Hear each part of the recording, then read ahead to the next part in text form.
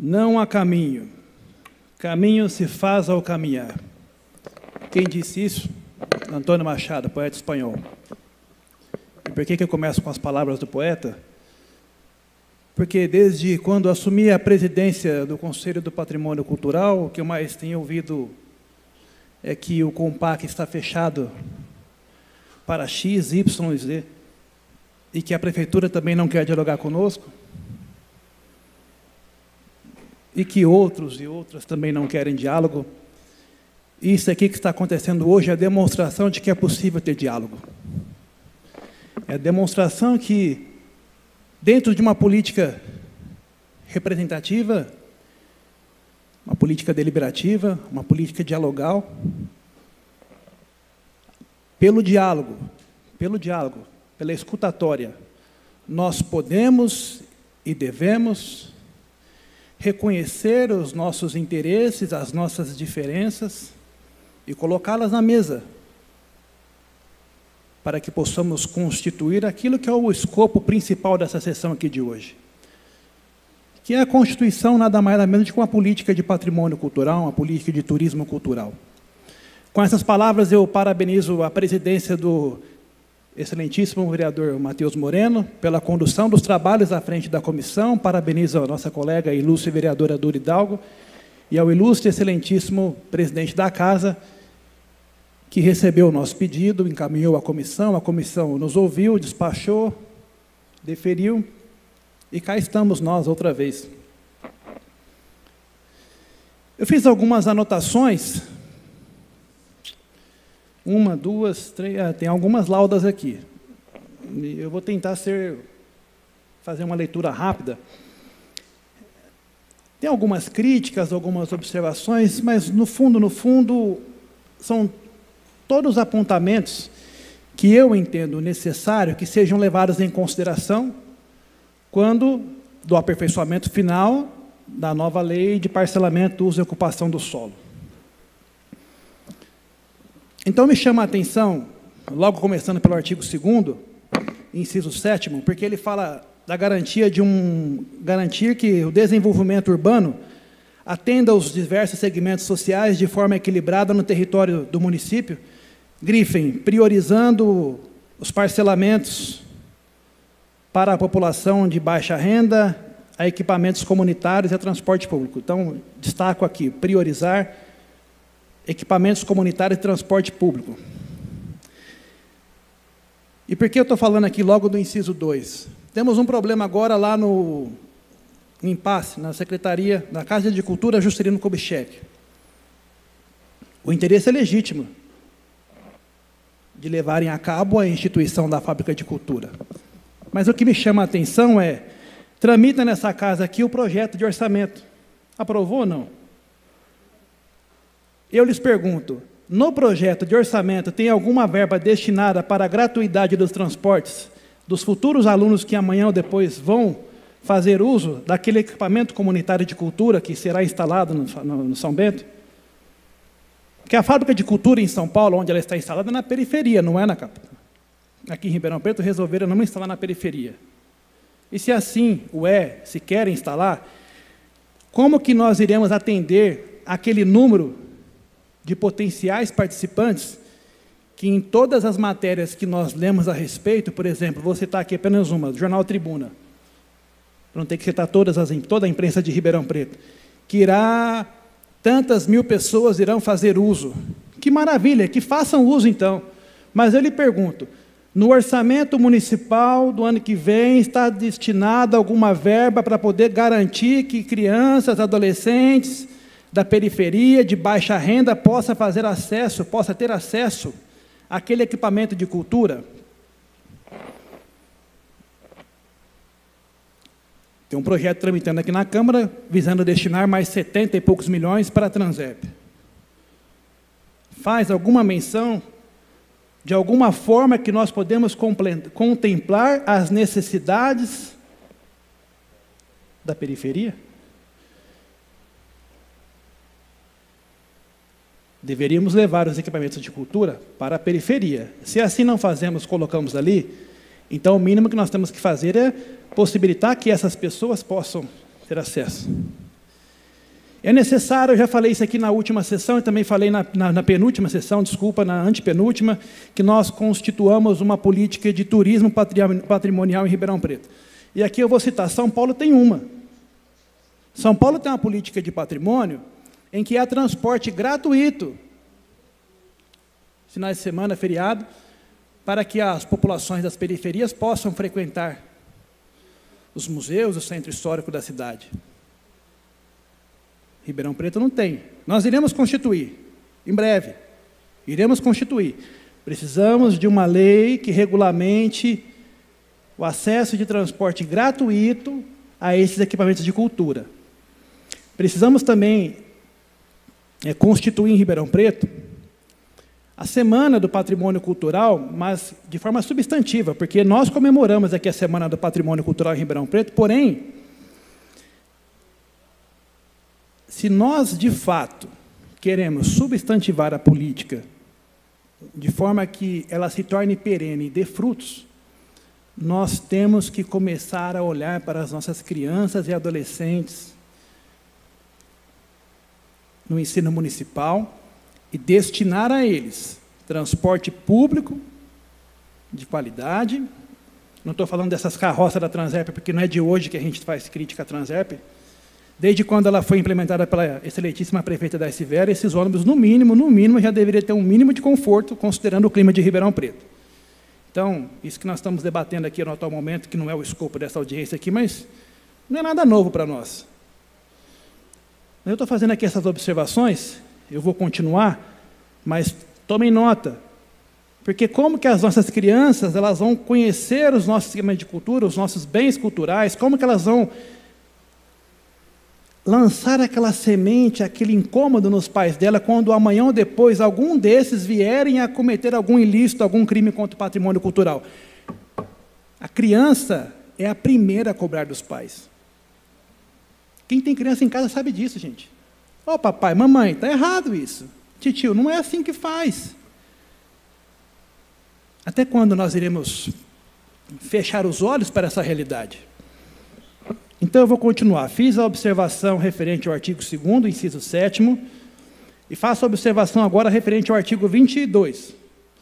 Zonas de proteção ambiental, o inciso 2º fala do Morro do São Bento.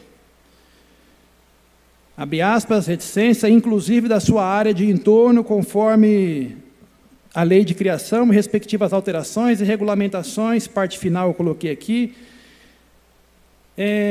Me recordo que, recentemente, há alguns meses, nós estávamos decidindo a fazer o tombamento definitivo do Morro do São Bento e definindo ali as áreas de envoltória.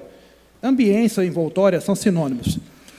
E numa das conversas que eu tive com as pessoas que estavam levando isso à frente, e aqui eu vou destacar, porque não tem nenhum problema de reconhecer os louros publicamente e deferir a quem de direito, que é o Júnior Venâncio, que está aqui, e eu falei para ele, naquela ocasião, e para mais uns colegas nossos, eu falei assim, não tem como passar o tombamento se nós não definirmos os critérios, levando em consideração as questões ambientais, que a lei que faz a proteção do Morro do São Bento entra em diálogo com a Lei 2796 de 2016, que é a lei do Compac. Nós precisamos levar esses critérios ambientais em consideração, precisamos apostar aqui, e uma das primeiras coisas que eu defini à frente da presidência foi a resolução número 3 de 2022, em que os imóveis em que não houver prefixado a área envoltória ou a ambiência, valer-se-á pela regra da resolução 3 de 2022.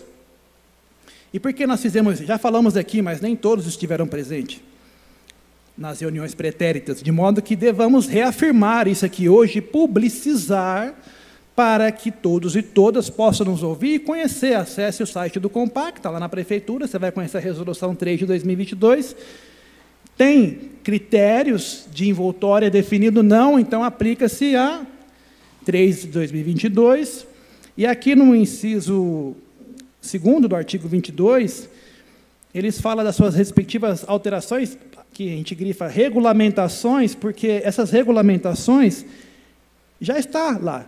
Caso queiram fazer algum aporte, algum acréscimo, legislativa, alguma correção na redação, fiquem à vontade para poder, inclusive, constar a Resolução 3 de 2022.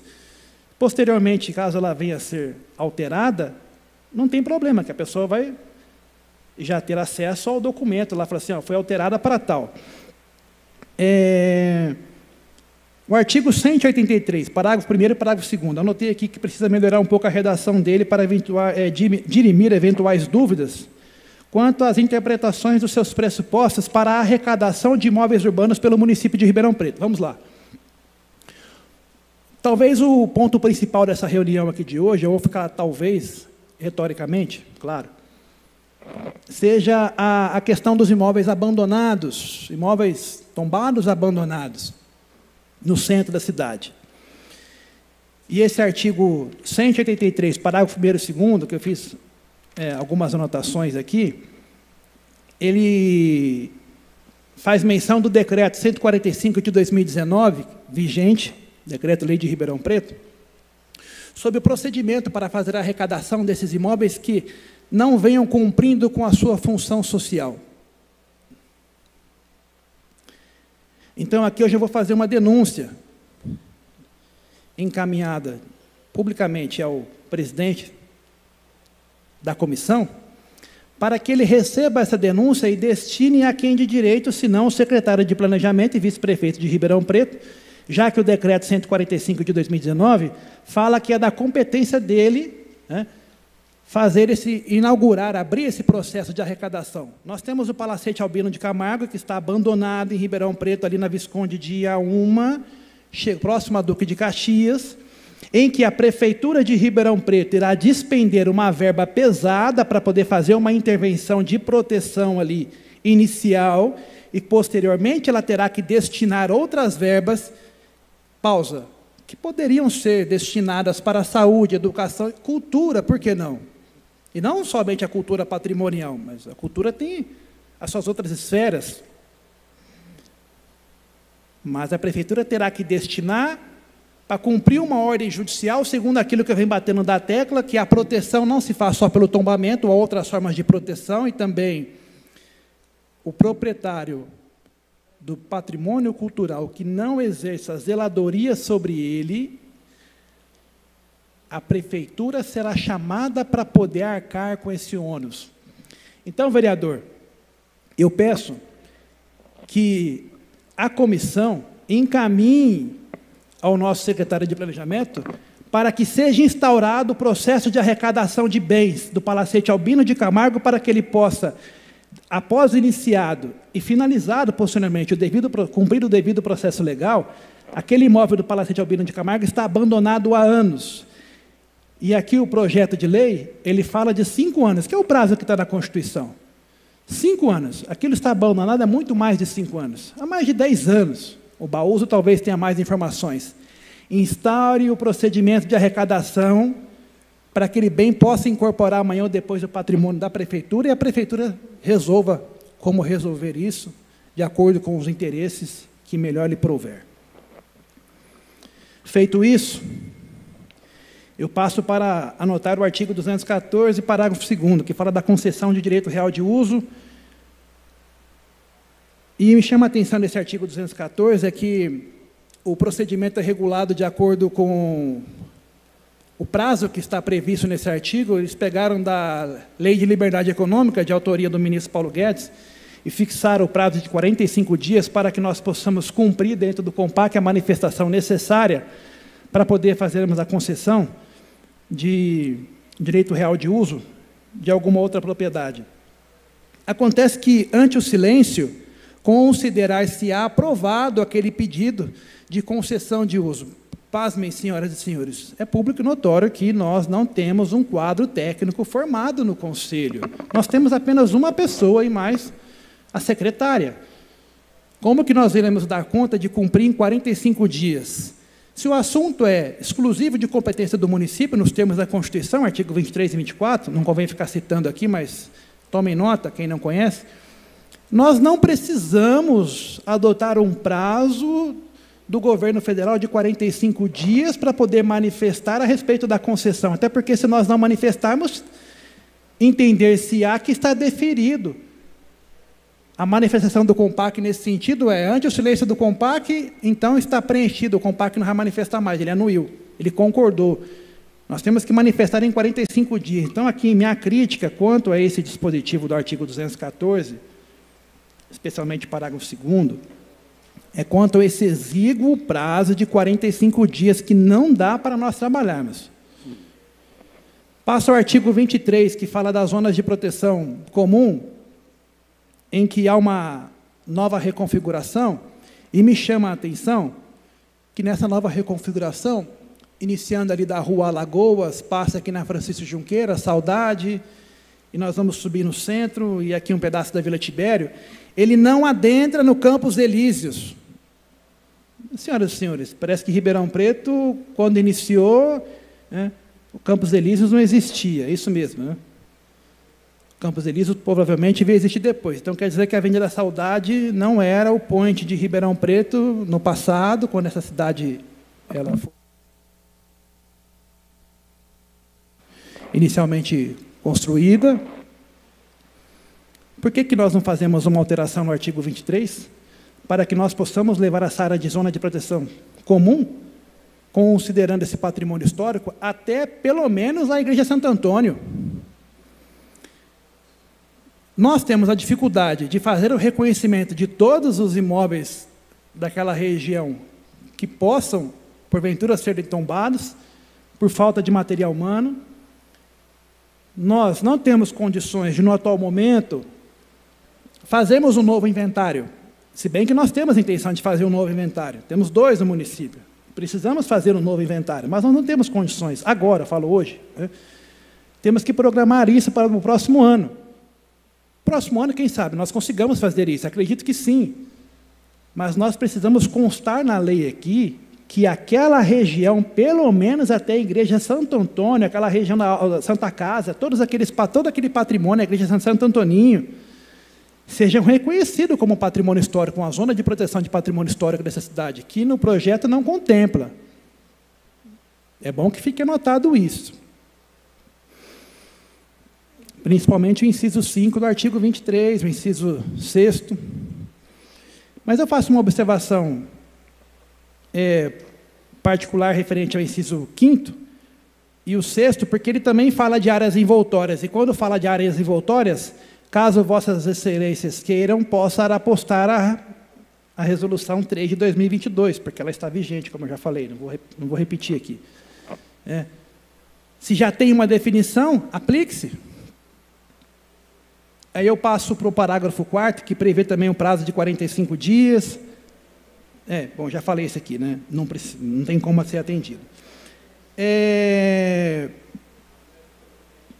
Uma outra queixa do parágrafo 4º, do artigo 23. Ele fala que o pedido para concessão do direito real de uso e outro será encaminhado à divisão de patrimônio. Meus colegas, a divisão de patrimônio, ela integra o COMPAC. Em outras palavras, ela assessora o conselho. O CTA, o Corpo Técnico de Assessoramento, também. Então, as 2 instâncias, seja a divisão de patrimônio como o CTA, eles incorporam e cumprem funções dentro do COMPAC. Então, todo e qualquer pedido deve ser encaminhado ao COMPAC, e este irá encaminhar, ato contínuo. Eu tenho dito isso aqui. A presidência ela nem toma ciência do que chega, porque chega, o nosso servidor já encaminha ao CTA ou à divisão de patrimônio. Eles fazem isso. Eles fazem. Então, todo e qualquer pedido deve ser endereçado diretamente ao COMPAC, e não à divisão de patrimônio, como está constando no parágrafo 4º do artigo 23. Parágrafo 5º fala que os bens tombados no inciso 4 não entram no prazo de 45 dias para deliberação, aí já é uma outra discussão, né, que me chama a atenção, porque só fala de tombamento, não fala, por exemplo, do inventário de bens. Porque se os bens tombados não entram, quer dizer, então, que os bens inventariados, tudo bem, pode passar.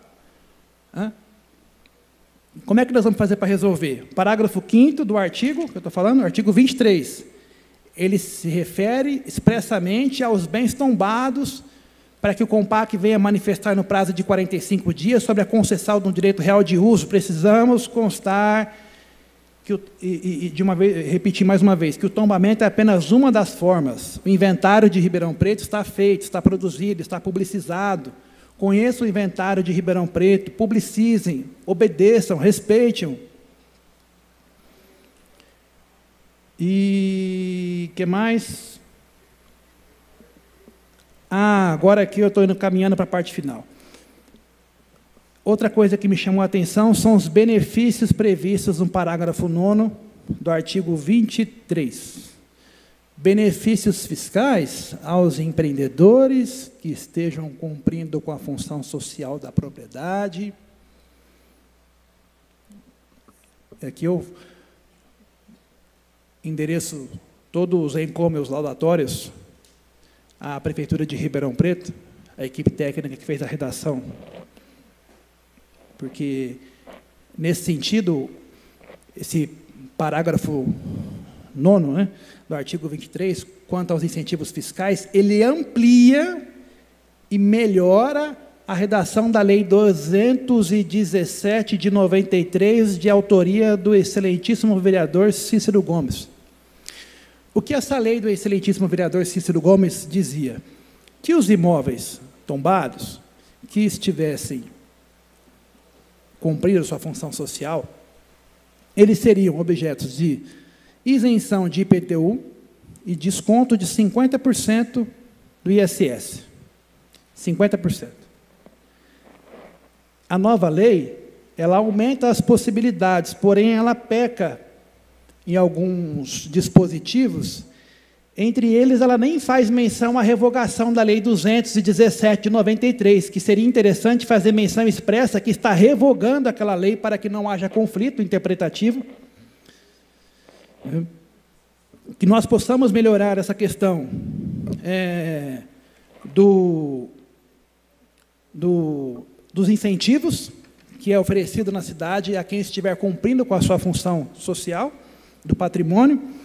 E, por fim, também fala uma coisa que me chamou a atenção, mas já é no parágrafo 7º, quanto à referente necessidade de demonstração de indivisibilidade técnica ou impossibilidade física, fecha aspas, que consta do parágrafo 7º, também do artigo 23.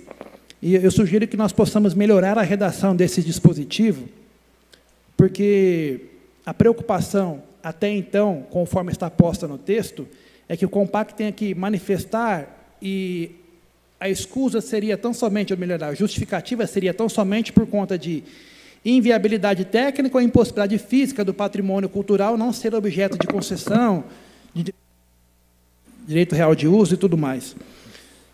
Mas me chama a atenção, eu vou trazer um caso prático, eu gosto muito de trazer alguns casos práticos, porque é melhor para que as pessoas possam receber, compreender e interpretar isso. Porque temos um exemplo, lá no Morro do São Bento,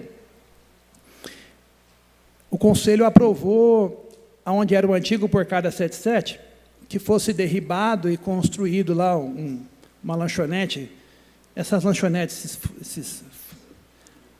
eu não gosto de dizer o nome porque são americanos, né? Dizem que aquilo é lanche, tem quem gosta ainda, né? Mas tudo bem.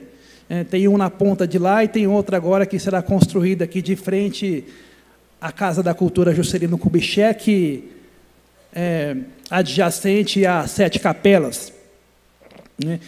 E o Conselho aprovou que fosse derrubado aquela propriedade do Porcada 77, os imóveis adjacentes, e que pudessem construir ali um centro. Assim como nós temos na Dom Pedro, onde era o gás, hoje temos lá a lanchonete, né? Temos na Borelli Biagem, lá onde fica o Savenhago, lá embaixo, no Jardim Botânico. O Conselho aprovou. E qual foi o apontamento que o Conselho colocou em pauta e os conselheiros acataram? Seja a sociedade civil e poder público. Olha, temos que fazer ou continuar mantendo a proteção desses imóveis do Sete Capela, do Teatro Jaime Zeger, todo aquele complexo do Morro do São Bento, que as técnicas de perfuração do solo não afetassem de forma que impactasse as estruturas dos edifícios ali presentes. Então, entre todas as técnicas disponíveis, a engenharia seria utilizada aquela que menos danosa fosse, de forma que fosse preservada a estrutura fundacional do patrimônio histórico. Quando nós estamos falando de ambiência, de envoltória, não é só a proteção paisagística, também é a proteção fundacional do bem, de modo que uma nova construção não impacte aquilo que está edificado e não venha amanhã ou depois vir a ruir. Então eu sugiro que sejam feitas alterações nesse dispositivo, pensando nisso que eu estou falando, né? Que as envoltórias, as ambiências, ela não se refere tão somente à questão paisagística, tem uma preocupação fundacional. Um exemplo paisagístico é, quem está em Ribeirão Preto, na Visconde de Auma com a General Osório, um quarteirão acima você tem a ACI. Se você olha a Roma Vila Tibério, você consegue ver a cúpula da igreja da Vila Tibério. Isso é fazer a proteção paisagística, né? Mas eu estou citando aqui, se preocupem também com o aspecto fundacional. Então, senhoras e senhores, façam as devidas anotações e que nós possamos continuar essa sessão. Desde já, muito obrigado pela oportunidade e fico sujeito ao escrutínio, caso alguém tenha alguma dúvida. Muito obrigado.